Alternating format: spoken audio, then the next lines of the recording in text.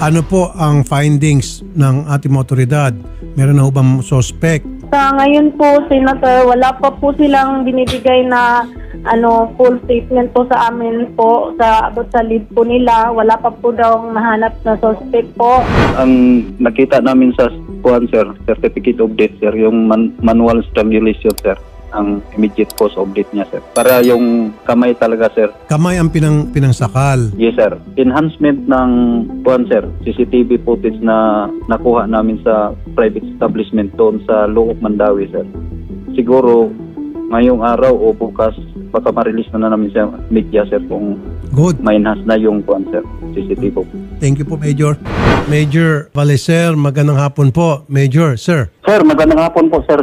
Magandang hapon din sa tagapagsunod ng programa mo, sir. Opo. So, Major, may suspect na pala tayo, no? Doon sa pagkapaslang kay Rhea May Tocmo, yung 19 years old, dyan sa Cebu, na ang aking duda noon, boyfriend, base sa aking pag-interview kay Major, kasama na mukhang si boyfriend nata may kinalaman, pati yung pag-interview natin doon sa kaibigan ng victim. Si Jewel. Oo.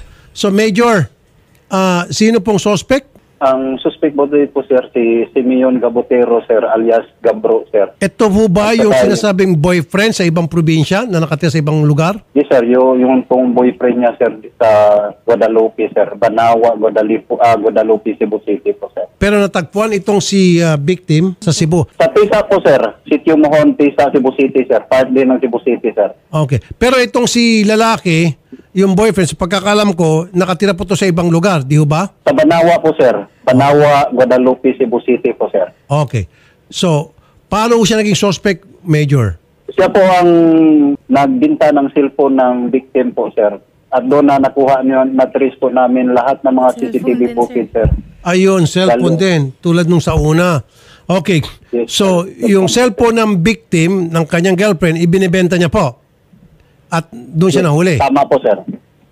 Hindi pa po siya nahuli, sir. Siya na-trace lang po siya sa CCTV footage, sir. May mga CCTV footage na may kita. Na siya po ang nagbinta, sir. At saka may mga witnesses din po, sir, na siya talaga yung nagbinta ng cellphone, sir. Ayun, okay. So, nung kumprantahin niyo po siya doon sa mga ebidensyang hawak niyo, ano pong kanyang reaksyon? Sir, for information, sir, nag-execute rin siya ng extrajudicial confession, sir, regarding sa lahat ng incident, sir, kung paano niya nabinta yung cellphone at saka yung pagpatay niya, sir. Nagkumpisal? Yes, sir. May extrajudicial confession siya, sir. Okay. So, ano pong sinabi niya dun sa kanyang confession, Major, sir? Sinabi po niya, sir, na magkasintahan daw sila through sa Facebook, sir. Okay. Tapos, noong gabi na nawala si Riami, sir, siya nung palaging contact ni Riami. Kaya yung si Riami, sir, from Looc, Mandawi, pumunta siya sa Banawa, Guadalupe, Cebu City, sir. Yung bahay talaga ni Simeon Gabotero po, sir. Alam ko, meron din boyfriend sa Mindanao. Iba-iba po kasi Idol Rafi eh. Opo. May mga boyfriend po. Buti nga ito, ito tinipe ni Mix. Tama. Kaya sabi ko ibang probinsya. Meron din po siyang boyfriend from Mindanao. Sa Davao. Sa Davao. Tama po, sir. Hindi po yun. Iba yung sa Mindanao na boyfriend niya. Iba po, sir. Ito, taga Cebu, sa ibang ano nga lang, sa ibang syudad, sa Cebu. Na boyfriend Yes, din niya, sir. kaya lang, boyfriend niya sa Facebook, sa social media. Yes po, sir. Ayun. So umamin din po siya, extrajudicial confession ang ginawa niya ng pag-amin kasi nga naman, meron na po kayong mga DNA result. Yes, sir. May DNA result din, sir, na nag-match sa DNA nung nakuha ng fingernails ng biktima, sir. Nag-match po doon sa suspect, sir, na si Simeon Gabotero, sir. Okay, doon na po siya umamin nung presenta po sa kanya yung DNA na hindi niya pwede i-deny, 99.999%. Tama po talaga yon. So ano na po sinabi niya? Yes, sir, inamin po niya, sir. Yung extrajudicial confession niya, sir, assisted by the lawyer from the IDP, sir, at mga kasamahan yun din sa media, sir, at saka may investigator din sa Commission on Human Rights, sir. Opo. Yun naman talaga ang extrajudicial confession. Ibig sabihin, meron po siyang kasama doon nung magkumpisal siya at assisted siya ng mga tao na kanyang pinagkatiwala. Kasama na po doon yung kanyang abogado, etc.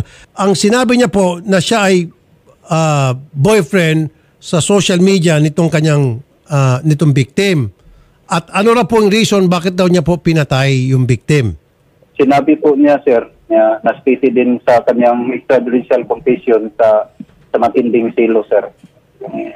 Nagsiselo siya. Yes, sir.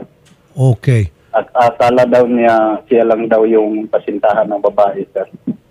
Base po sa ating reporter din na si Ruby, nahuli daw po ni Simeon, nakita daw po niya sa cellphone ni Rhea na marami daw po itong kachat. Yun na nga po yung may boyfriend daw po sa Davao, may boyfriend daw po sa iba pang mga probinsya. So selos talaga. Yes po. Sige.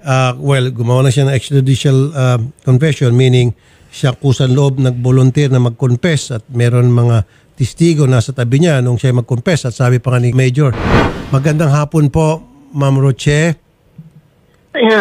Senator Idol, magandang hapon po. Sa muli, kami po ay nakikiramay bago ang lahat. Anyway, Ma'am Roche, alam ko po hindi na maibabalik yung buhay ng inyong kapatid sa nangyari. Pero ito po, nagkaroon ng hustisya at meron na tayong suspect na umamin na sa kasalanan.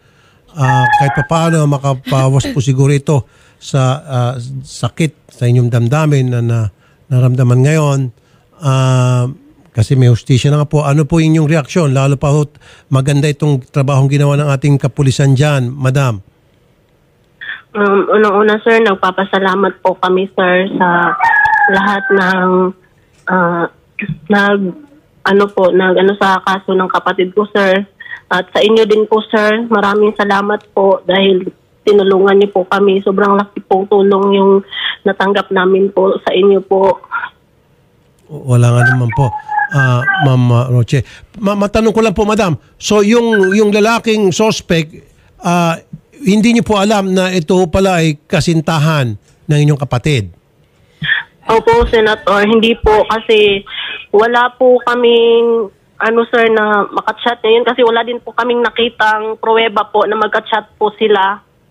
At yung sinabi niya po na pinapadalhan niya daw po ng pera yung kapatid ko. Wala naman po silang napakitang mga proof po sa amin na nagpapadala talaga siya simula nung December po.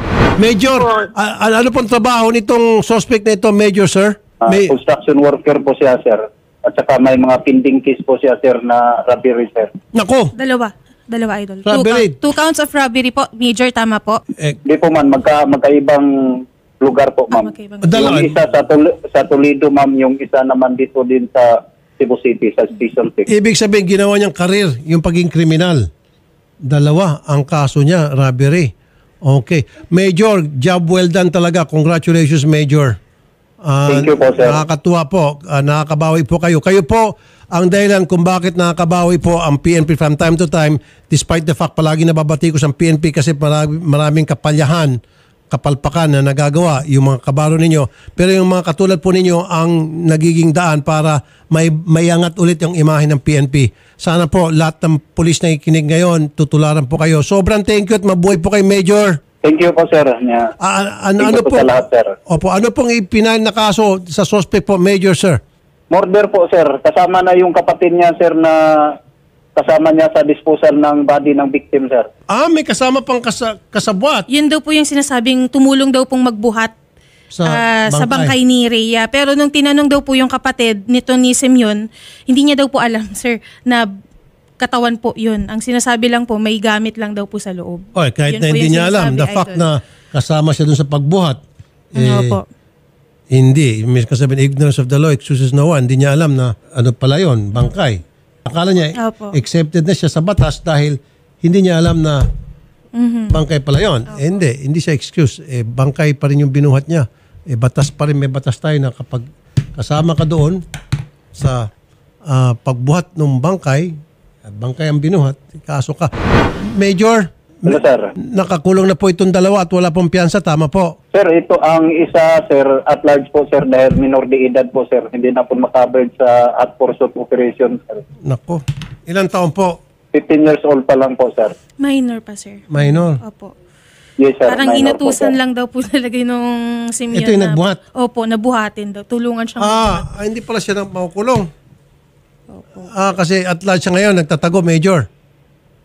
Yes po, sir. Di bali, ang importante, yung pinaka main suspect, nakakulong po ngayon, tama? Yes po, sir. Nakakulong po, sir. Okay. Pero hindi po yun ang kaso na murder yung pagkakulong niya, sir. Nakulong po siya sa violation of Republic Act 10591 po, sir.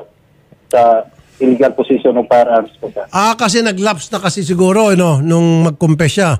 At saka nag-confess naman pala siya, hindi pala siya nahuli. Yes, sir. Naglapsa po yung time na po, sir. Matagal na po, sir. Okay. Paano, medyo kung magpapiansa siya dyan sa kasalanan dito sa kaso niyang isa? Sir, malapit na po yung lumabas yung warrant of arrest niya sa isang kaso na robbery, sir, sa Toledo City, Cebu, sir. Okay. So lalabas ulit yung isang warrant, so hold ulit siya doon. Hanggang sa may dugtong itong pinaka-latest, hopefully lalabas dito on time, hanggang sa steady na siya, bulok na diretso. Yes po, sir. Tama po, sir. Ayun.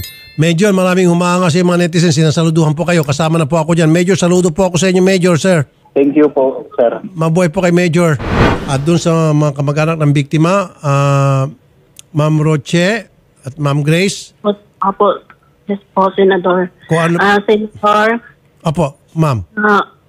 sir, may lang sana po kami kasi nung napunta po kami sa Cebu po, nung time po na nag-file kami ng case po, kasi marami po kaming treat na natanggap nun, sir. Hindi talaga sana muna kami magpa-file nun. Kaso, sir, ang daming nananakot po sa amin, sir. Alam niyo ni Ma'am Ruby, sir, pinakita namin sa kanya, sir. Sino po mananakot? Hindi namin alam, sir, mga number lang po, sir. Tapos may isang nagpapakilala po namin na mag-witness daw po siya na nagsisinungaling po si Simeon, sir. Kasi nung July 17, sir, may conversation pa po sila ng kapatid ko na humingi pa po ng tulong sa kanya yung kapatid ko, sir. Major? Yes, sir. Ayan, katulad po niyan, Major, meron daw pong pagbabanta. Bahala na po kayo dito sa kamag-anak po ng victim, Major. Pakitulungan po, sir? Yes, sir. Pag pupunta sila dito sa Cebu, sir, during sa hearing, sir, i-sure po namin, sir, yung safety nila, sir. Okay. Ganito po. Yeah, thank you, Major. Ma'am Roche, Yes, after this conversation, pagbaba, tatawag din po ako sa police, chief of police na may sako po sa inyong lugar para bantay-bantayan ho kayo, i-secure po kayo, kasama po yung mga taga-barangay para kahit papaano mababantayan kayo at mabawasan po yung takot nyo. Okay, ma'am? Masecure Okay kayo. po, sir. Sige, Shari, alam mo na. Yes po, Tawagan salamat natin yung chief of police na may sakop sa lugar kung kinakailan pati yung PD. Yes po. Maraming salamat po, Major, at maraming salamat po, Ma'am Roche. Huwag niyo ba mag-telepono, kausapin po kayo ni Odette, ha? Thank you po.